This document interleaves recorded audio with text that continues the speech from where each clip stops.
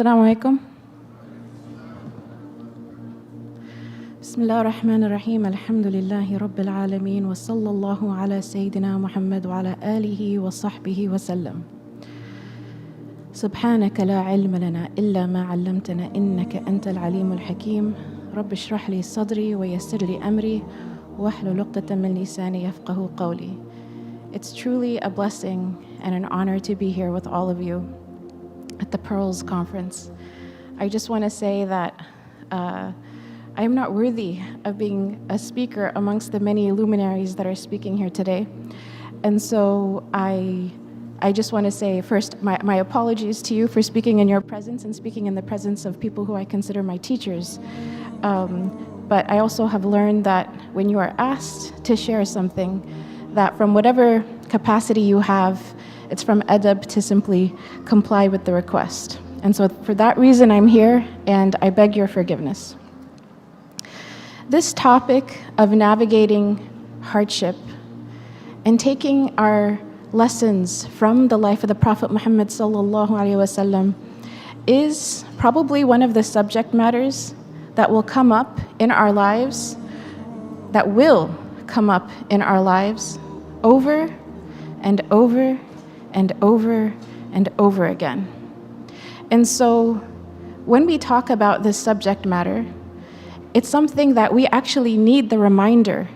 We need this reminder over and over and over and over again. There's a great wisdom in hardships. There's a great wisdom in the difficulties that we go through. There's a great wisdom in the decree of Allah subhanahu wa ta'ala. And I recently heard a beautiful story, and I don't have any of the names to the story, but I'll tell you the subject matter of the story. That's what I have retained from the story. About a sheikh who sat with three of his disciples, three of his students. And he asked them a question: if you could change something, one thing about this world, what would it be? The first student said, I would end poverty. There would not be a single hungry person in the world. This is a suffering that I would seek to have eliminated. If I could just simply make a wish and have it changed, it would be this. Then he asked the second student, and the student said, I would end infighting, like bloodshed, wars, conflicts, where innocent lives are lost. I would end all of this type of fighting so that we could experience peace in this world. And then he asked the third student, what would you change? And the student said, I wouldn't change a single thing. I wouldn't change anything. Because for me to change something would be for me to change the command of Allah subhanahu wa ta'ala. And He is more wise than I am. He is the all-wise. Instead, I would simply respond to what Allah has decreed in the world with what He loves. So I wouldn't change a single thing. And the sheikh told the third student that you, inshallah, will be the teacher after me because you have really understood what it is that I have come to teach. From the beautiful names of Allah subhanahu wa ta'ala is Al-Alim, Al-Hakim, the all-knowing and the all-wise. And so we know that Allah subhanahu wa ta'ala doesn't just know everything that exists. He knows the infinite possibilities of everything that does not exist. All the ifs and whatabouts and if onlys that could possibly occur to our thoughts and our minds, Allah subhanahu wa ta'ala is more aware of them than we are. And so, in the words of Imam Ghazali, nothing in the realm of possibility is better than what was. No hardship that occurs, that has occurred, could have ever been any better than it actually was. This is part of our iman. This is part of our belief. And to really hold on to it without doubt is to have certainty in the decree of Allah subhanahu wa ta'ala. And so today, inshallah, as I talk about navigating hardships, I'm going to, on one side, talk about the virtues that we learn from the example of the Prophet Muhammad ﷺ when it comes to hardships. These are virtues that we ourselves need to develop within ourselves. We have to cultivate these virtues. Every time there's a difficulty, every time there's a hardship, that's an opportunity to cultivate these prophetic virtues. And at the same time, we're going to talk about how these virtues actually address different spiritual diseases that would seek to take us away from Allah subhanahu wa ta'ala as we navigate these hardships. What's very beautiful about this is that the virtues that we cultivate, they give us the spiritual fortitude not to be overwhelmed by the hardships, not to be overcome by them. And so this is something that, it's good for us. Yeah, it's good for us spiritually, it's good for us emotionally, it's good for us psychologically. There's only blessing in following the example, I would say purification, mercy, and blessing, and following the beautiful example of the Prophet Muhammad sallallahu alaihi wasallam. So the first virtue that I wanted to address was having a good opinion of Allah subhanahu wa ta'ala. That in the face of hardships, in the face of difficulties, with great pain, we need to hold on to the best opinion of Allah subhanahu wa ta'ala that we can. So we don't assume bad things about Him. We don't have doubts about Him. We don't despair in Him. These are D's, right? I'm going to, summarize at the end, but there are, I like to call them the D's that are the wasawis of shaitan or of our nafs. So the first two would be doubts in Allah and also despair in Allah, to give up hope in Allah subhanahu wa ta'ala. The Prophet's wife Aisha, Sayyidah Aisha radiallahu anha, she asked the Prophet Muhammad sallallahu alaihi wasallam once, was there a day more difficult for you than the day of Uhud? And we know that on the battle of Uhud, the Prophet Muhammad sallallahu alaihi wasallam was wounded. He was physically wounded, the Muslims experienced great fear and losses of lives on that day. So this was a very difficult moment in Islamic history. And so when Sayyidah Aisha is asking him, was there a day more difficult than this one? Look at what his response is. He said, yes, indeed, people hurt me greatly. And the worst of it was on the day of Aqaba. On that day, I presented to Abd Yalil and Mas'ud and Habib, and they did not respond to me in the way that I wanted. I found myself in a state of grief and sadness. I did not realize where I was until I reached Qarn al-Tha'alib. So the Prophet Muhammad ﷺ, in this situation, he's actually describing something which is what we have come to know, the events that took place in Ta'if. And one of the evidences of the magnitude of the trauma that he experienced on that day is he doesn't even say, the children stoned me in the streets, or people yelled at me, or people hurt me. He doesn't even say that part. He says, I did not realize where I was until I reached Qarn al-Tha'alib. This comes after a year of grief and sadness, after the loss of his beloved wife, Sayyidah Khadija radiallahu anha, and the loss of his uncle Abu Talib. And, to be ridiculed and mocked by adults is one thing, but to be harmed by children is a whole other level of psychological and emotional pain. Because children they're on fitrah, they're sinless. So to make children do something evil, there's an extra added element of difficulty in that.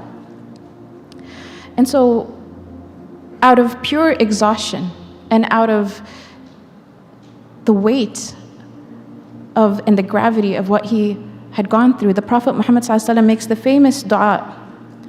And if we were to study the dua, we take so many lessons from it. In this dua, the Prophet Muhammad ﷺ calls upon Allah subhanahu wa ta'ala, but he does not complain about Allah to Allah. He complains about himself to Allah. And that's the difference. This is someone who did not have doubts about Allah, when he's coming to Allah with the complaint, it's about his own capacity and his own weakness. And he says, "O Allah, to you I complain of my weakness and my humiliation before men. You are the most merciful of all those who have shown mercy. You are the Lord of the humble, and you are my Lord." So I'm just going to pause here. He complains about his own weakness. He complains about the difficulty of what people have done. And then he affirms a beautiful opinion of Allah subhanahu wa ta'ala. He calls upon Allah, the most merciful of all those who have shown merciful, the Lord of the humble. And then he says, "And you are my Lord." So when we go through hardships and the difficulty is great, we should, if we want to complain to Allah, let us complain to Allah about ourselves. That we feel ourselves weak and incapacitated in the face of what's in front of us, and that we need Him, and that we affirm His goodness, we affirm His love, we affirm His mercy. We're holding on to a beautiful opinion of Him. We're not coming to Him with, "Why did you do this to me?" We're coming to Him with, "We need you so I can deal with this test in the way that you love."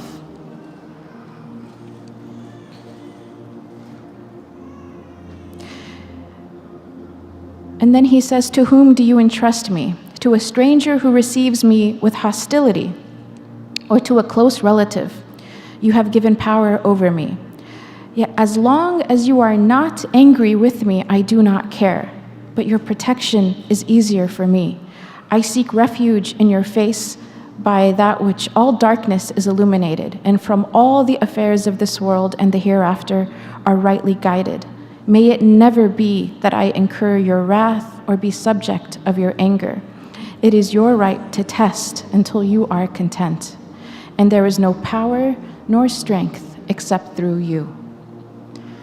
We could probably spend over an hour just going through every line of this dua and to take the beautiful lessons and gems from spiritually the state at which the Prophet Muhammad ﷺ is turning his affair over to Allah. In Arabic, we would call this tafweed, right? When he says, "If you are not angry with me, then I do not care. You have a right to test me until you are pleased," right? So this is him turning his affair over to Allah subhanahu wa ta'ala. And what's amazing about this dua is the Prophet Muhammad ﷺ, he takes his sadness and his grief and his doubts about himself, and he takes it to Allah with a good opinion of Him, with hope in Him. And this is a protection from two other major pitfalls that happen during hardships, which is to despair in the mercy of Allah, right? Ablasa Iblis, to despair, and also to have doubts about Allah subhanahu wa ta'ala Himself. So this is a lesson that we take to ourselves, for ourselves. We need to take our sadness and our grief in the hardship, the pain that we're feeling, and love Allah subhanahu wa ta'ala through that time. Love Him, cling to Him, hold on to a beautiful opinion of Him through all of that pain. Don't let any whisper tell you anything that is a doubt about Allah subhanahu wa ta'ala or make you, lessen the hope that you have in Him. Inna ma'al usri yusra, that truly and verily with hardship comes ease. Imam Ibn Ajiba, he says about this verse in his allegorical commentary, that one who holds on to Allah subhanahu wa ta'ala in this way, Allah takes them from mujahada, which is to struggle, to mushahada, which is to witness Allah subhanahu wa ta'ala Himself. And that's one of the secrets and the beautiful gifts that can come to a person in a time of hardship, is this ease that comes with being with Allah, ma'iyatullah, right? So the Prophet Muhammad ﷺ, after this particular incident, he's not just taken to a sort of spiritual mushahada, he's actually taken for Isra and Mi'raj. He's actually taken and he witnesses what he witnesses in the unseen realm of whether it's leading the prophets in prayers in Bayt al-Maqdis, or then going into the heavens and meeting the other prophets and seeing the realities of paradise.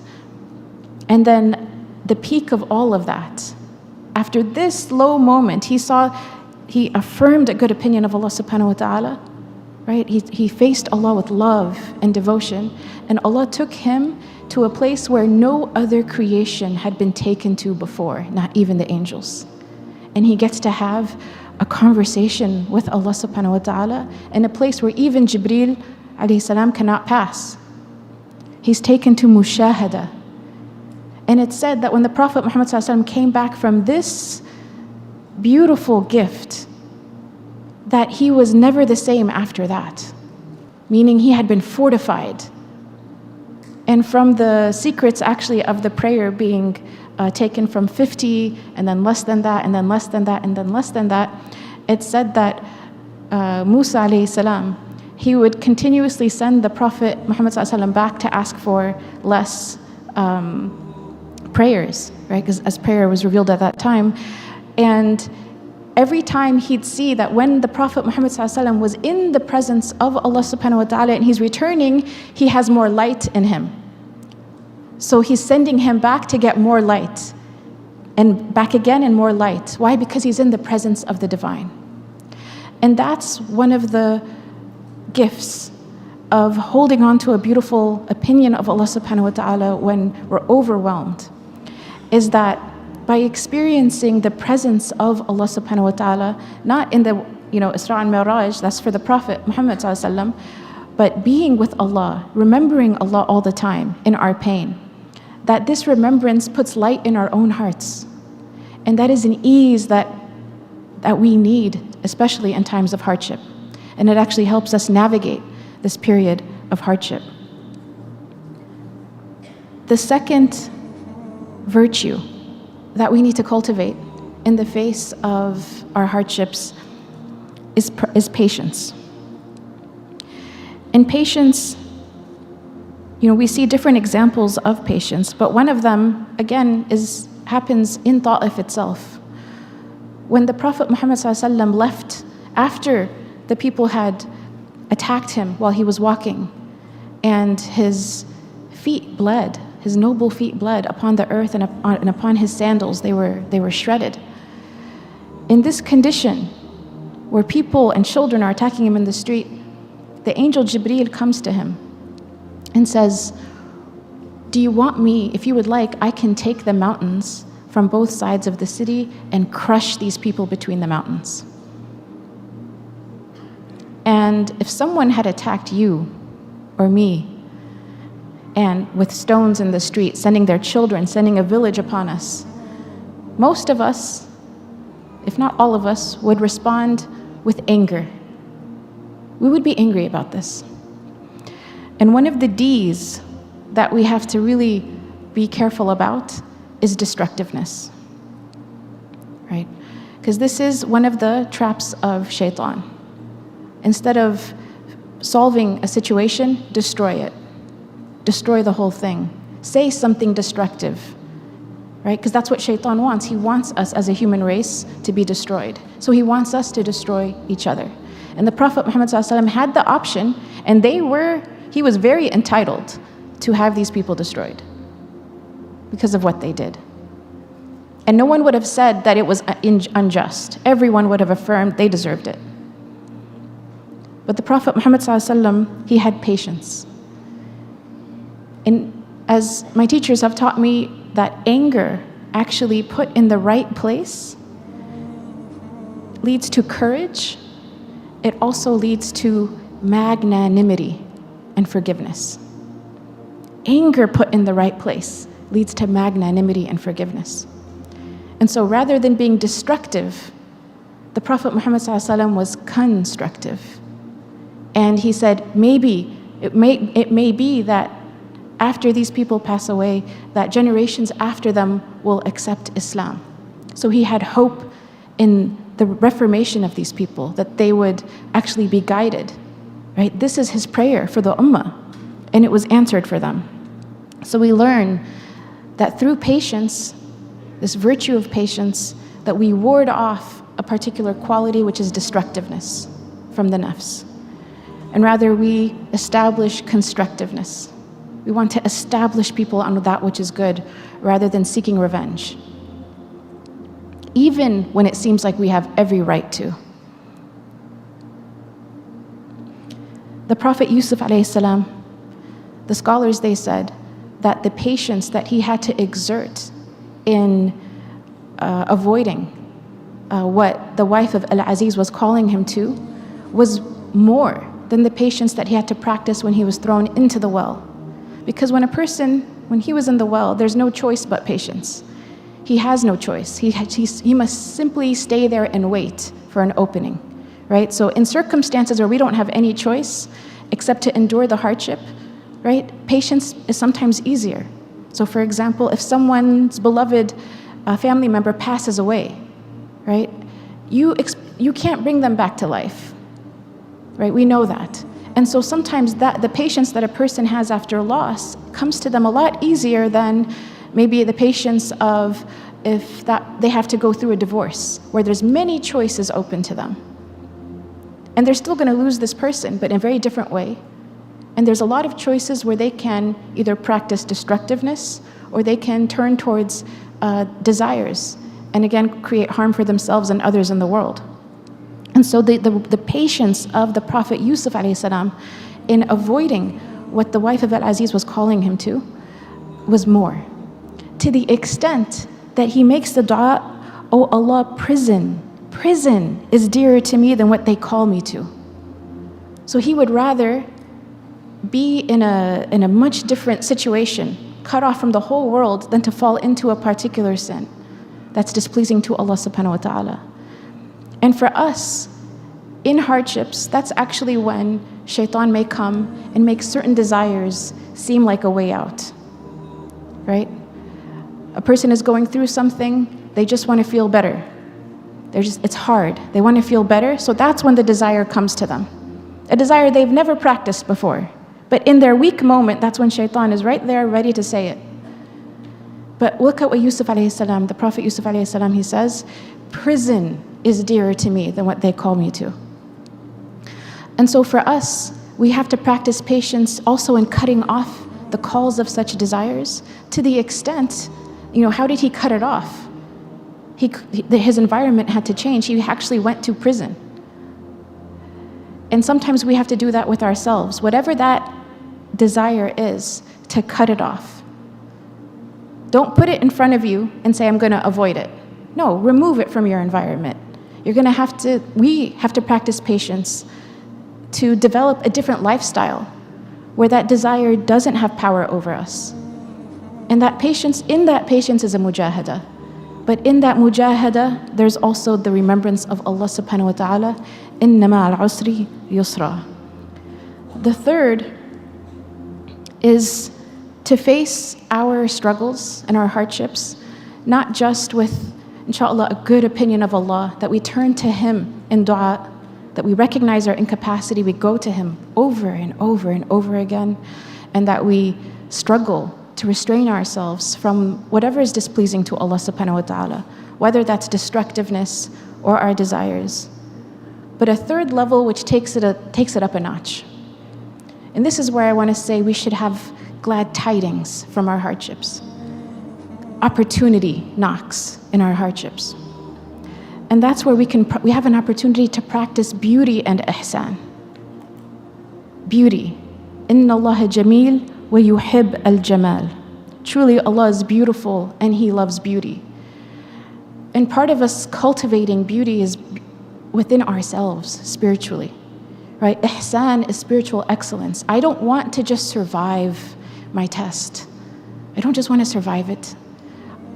Once I recognize what this is, I want to thrive in it. I want it to be a means of elevation and proximity to Allah subhanahu wa ta'ala. I want to do my very best. Whatever Allah would allow me to do within my capacity that would be pleasing to Him. So this is not your lowest common denominator. No, this is reaching much higher than that. And so we see something in the example of the Prophet Yaqub alayhi salam, that when it's known to him that his beloved son Yusuf alayhi salam, what's being sort of claimed, and of course he knows that this is not fully true, what's being claimed is that he died because, a wolf attacked him. We know that this is not true for sure, but we also know that he didn't die. And Yaqub alayhi salam also knows that he didn't die. But he knows that some of his sons got rid of one of his sons. Can you imagine any of us facing a test like this, where one of your children, your other children, basically get rid of somehow? You don't know where he is. You don't know what's happening to him. You just know that he's no longer going to be in your home by the hands of your other children. So what is the response of the Prophet Yaqub alayhi salam? And again, did he experience grief and sorrow? Absolutely. He went blind with sorrow, with sadness. But did he have despair in Allah subhanahu wa ta'ala? Not at all, never. His response is, فَصَبْرٌ جَمِيلٌ, that, and a beautiful patience, meaning he's going to hold on to being patient for the sake of Allah subhanahu wa ta'ala, but it's not just going to be any patience. He wants to hold on to it with beauty. He wants it to be, something that is not just the minimum, but something he does lovingly and surrenderingly to Allah subhanahu wa ta'ala, for the sake of Allah subhanahu wa ta'ala. So again, in that you see a himma, you see a spiritual aspiration. In my hardship, my patience will not just be minimal, it's going to be beautiful patience. May Allah subhanahu wa ta'ala grant us that in our hardships. Also in the example of Abu Bakr as-Siddiq, in the slander of his daughter Sayyidah Aisha, our mother Sayyidah Aisha radiallahu anha. Now initially it's his haqq to not forgive the person who's slandering her. But ihsan is to worship Allah as though you see him. And even though you don't see him, knowing that he sees you. So when when we refuse to forgive one another, we're actually responding to each other. You are the source of my behavior. You're the motivator of my behavior, the asbab. But when he forgives this person who slandered his beloved daughter Sayyidah Aisha, now he's responding to Allah. Now he's worshiping Allah subhanahu wa ta'ala, because his behavior is based in, what does Allah love from me? What does he love from me most? In seeking ihsan, or seeking to beautify our deeds, this is one of the, you could say, the antidotes to another disease of the heart, or another sort of trap, which is to be distracted from Allah through our hardships, or by our hardships. To worship Allah subhanahu wa ta'ala as though you see him. Forgiveness is something that is beloved to Allah, but how many grudges are held in the community because we can't give that up for something much less than what happened to the Prophet Yusuf alayhi salam, and what happened to Abu Bakr as-Siddiq radiallahu anhu, and what happened to the Prophet Muhammad sallallahu alaihi wasallam in Ta'if, right? And what's another example that we take from the Prophet Muhammad sallallahu alaihi wasallam himself is in Fath Mecca. How did he enter the city? He entered the city making sujood on his animal. He entered in sujood to Allah. He's responding to Allah for this opening. A companion said, today is a day of destruction. And the Prophet Muhammad ﷺ says, La al-yawmu yawmul marhama. Today is a day of mercy. Right? So he could have taken revenge. No one in history would have faulted the Prophet Muhammad ﷺ if he would have taken revenge on the people of the Quraysh in Mecca, who fought him on the battlefield, who plotted against him, who betrayed their contracts, who did so many evils. No one would have said that what he did was incorrect. But he chose something that was more beautiful in that time, which is mercy and forgiveness and magnanimity, which is a response to Allah, because that's what Allah wants. And if we are just looking at the asbab, we're going to be too distracted from realizing, wait, there's another response here. And this is the one that Allah loves more. This is the ihsani response. This is the beautiful response. Abu Yazid al-Bastami, he said these beautiful words. He said, I have been worshiping Allah I have been speaking to Allah for 30 years, but people think I have been speaking to them. Meaning he's constantly in a state of responding to what is happening to him in the worship of Allah. That's who he's responding to. He's not distracted. This is what ihsan can protect us from. And the final one, and I know my time is almost up, is to have loving surrender and contentment with the decree of Allah subhanahu wa ta'ala. The difference between us and shaitan. Shaitan says, La ilaha illallah. We say, La ilaha illallah. Right? When he says it, it doesn't mean anything for him. It's just a fact that he's actually going to fight. He's not going to acknowledge it. He's not going to be reformed by La ilaha illallah. When we say it, we're saying Allah is our goal. No matter what the hardship is, our purpose is Allah subhanahu wa ta'ala. And so when it comes to loving surrender to Allah subhanahu wa ta'ala, this protects us from the final D, which is to be deluded from our purpose. Delusion. Pain can sometimes show up, and all a person can think about is their pain. It's like right here. They can't see anything else. But move it out of the way. Make space for your hal to change. Put it on a shelf.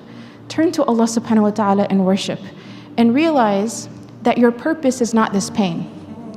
The pain is something that is there for you, not against you, in your journey to your purpose, which is Allah subhanahu wa ta'ala.